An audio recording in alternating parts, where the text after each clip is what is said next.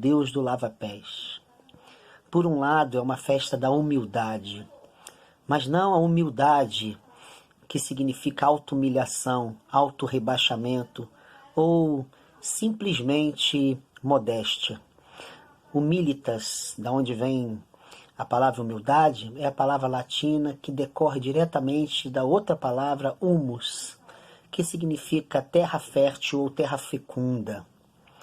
Por isso, humildade, muito mais do que rebaixamento de si, é tornar-se fecundo ou fecunda para que os outros possam florescer.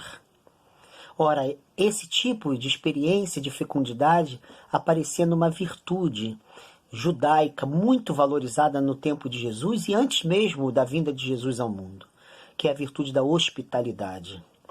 Essa capacidade que a gente tem de receber o outro na nossa casa e colocar tudo que nós temos para fortalecer o caminho do outro.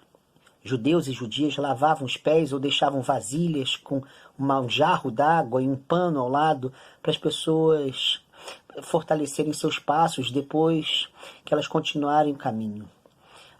Da mesma forma, elas ofereciam alimento para a pessoa ir sem fome, continuar a sua caminhada. Por isso, muitas vezes, quando um atleta está correndo numa maratona e está cansado e alguém lhe oferece água, ele joga na cabeça e também nos pés para que possa sentir um revigoramento e continuar a correr com uma performance mais elevada. Algo acontece também na cena do lava-pés. É o outro que é fortalecido. E por isso a humildade se expressa.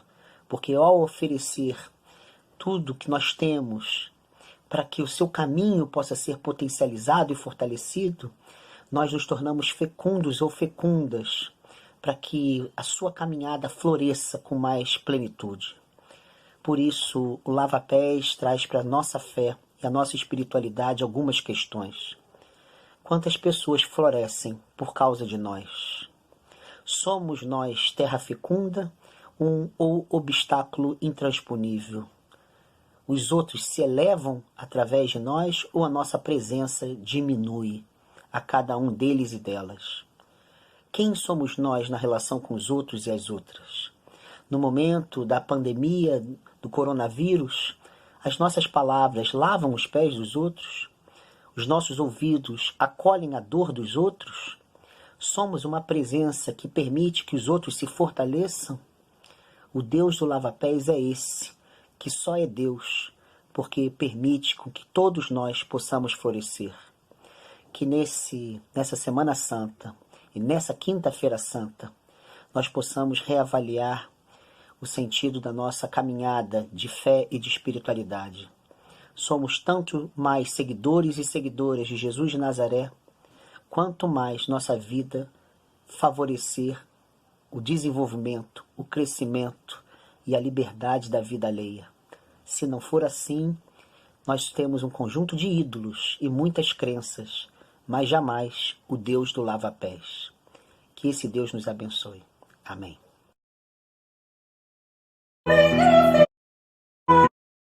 Mônica cinge-se de uma toalha e passa a lavar os pés dos discípulos. O gesto de Jesus é tão desconcertante quanto foi a sua entrada em Jerusalém, montado naquele burrinho. Lá, segundo João, os discípulos não entenderam. E aqui é Pedro que não entende. Não cabe na sua cabeça, como não cabe também na nossa, que Deus não seja um soberano celeste que nos olha desde cima, mas que seja um parceiro que nos olha de frente. Quem ama nunca olha de cima para baixo. Não se pode amar olhando de cima para baixo. Por isso o amor produz sempre a liberdade, a comunhão e, sobretudo, a confiança, jamais a submissão. Por isso, na esfera divina não há lugar para pirâmides, uns embaixo, outros em cima, uns mandando, outros obedecendo, uns exercendo autoridade, outros se submetendo. Lembram-se do Evangelho de Lucas? Entre vocês, que não seja assim.